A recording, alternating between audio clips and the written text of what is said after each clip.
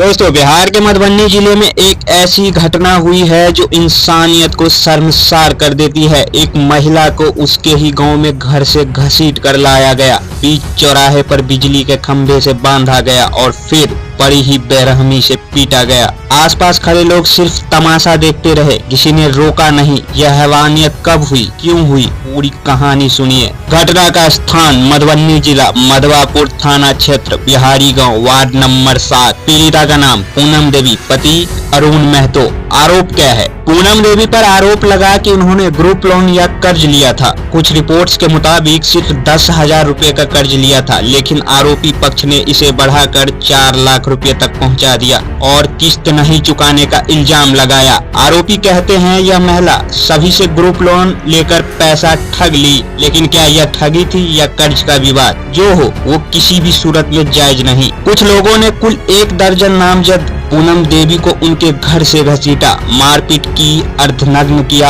और फिर मोहल्ले के चौराहे पर बिजली के पोल से रस्सी से बांध दिया गया। फिर शुरू हुई बेरहम पिटाई, लाठियां, मुक्के, थप्पड़, सब कुछ जैसा कि वीडियो में दिख भी रहा है। वीडियो अभी सोशल मीडिया पर वायरल हो गया है, जिसमें साफ दिख रहा है कि महिला चीख रही है, मदद मांग रही है, लेकिन कोई आगे नहीं आया। अब चलिए देखते हैं कि आरोपियों का नाम क्या है। मुख्य आरोपी मुकेश मुखिया, पिता तिलाई मुखिया, तिलाई मुखिया की पत्नी, उनके 3 बेटे, शनिचर मुखिया का बेटा और कुल दर्जन भर लोग, ज्यादातर महिलाएं और पुरुष दोनों शामिल थे। पुलिस को डायल 112 पर कॉल मिली। मधवापुर थाना की टीम एसआई राजेश कुमार के नेतृत्व में तुरंत मौके पर पहुंची, महिला को खंबे से मुक्त कराया और तुरंत मधवापुर सामुदायिक स्वास्थ्य केंद्र में भर्ती कराया गया। वहां उनका इलाज चल रहा है, चोटें गंभीर बताई जा रही है। मुख्य आरोपी मुकेश मुखिया को एफआईआर के सिर्फ 12 घंटे के अंदर गिरफ्तार कर लिया गया है।